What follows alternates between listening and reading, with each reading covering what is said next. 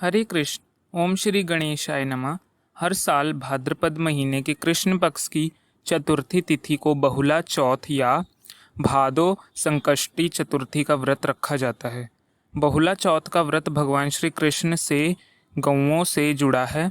संकष्टी चतुर्थी का व्रत वैसे तो भगवान गणेश जी को समर्पित होता है, लेकिन बहुला चौथ के व्रत में भगवान श्री गणेश जी के अलावा श्री कृष्ण भगवान और बहुला गाय की भी पूजा की जाती है।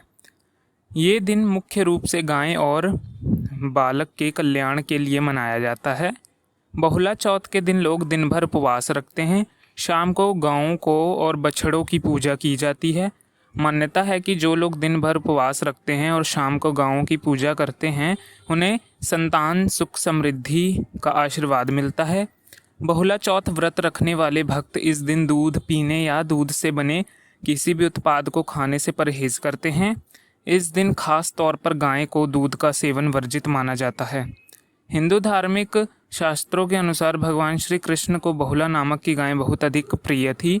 एक बार श्री कृष्ण की लीलाओं को देखने के लिए कामधेनु गाय ने बहुला के रूप में नंद बाबा की गौशाला में प्रवेश किया।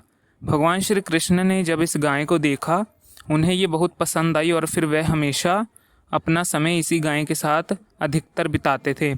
बहुला गाय का एक बछड़ा भी था। जब बहुला चरने जाती तो वह बछड़ा भी उसे बहुत याद करता था।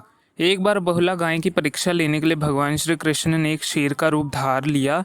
वह भूखा शेर बहुला गाय को खाना चाहता था, लेकिन बहुला गाय ने उस शेर को वचन दिया कि वह अपने बछड़े को दूध पिलाकर और उसे अपने परिजनों के पास सौंपकर जल्दी ही वापस आ जाएगी।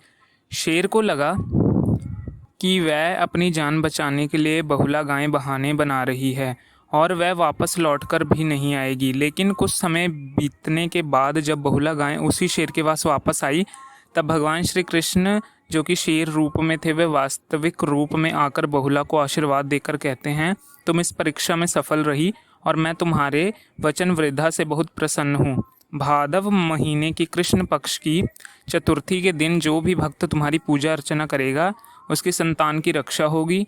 वह सुख समृद्धि, धन, ऐश्वर्य और भाग्यशाली संतान की प्राप्ति करेगा। इस प्रकार बहुला चौथ का व्रत हर बार भादो महीने के कृष्ण पक्ष की चतुर्थी के दिन रखा जाता है।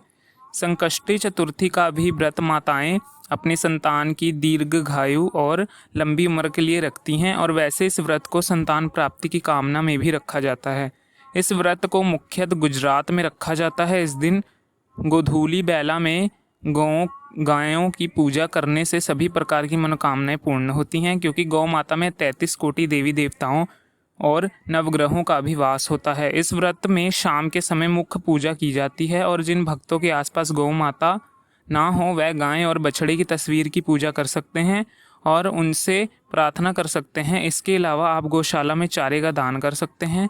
क्योंकि संकष्ट चतुर्थी का व्रत 20 दिन है, तो बिना चंद्रमा देवता की पूजा किए ये व्रत अधूरा रहता है। आप दोनों ही व्रत चाहें तो एक साथ रख सकते हैं, जिसमें आपको रात को चंद्र देवता की पूजा करने के बाद ही उपवास खोलना चाहिए।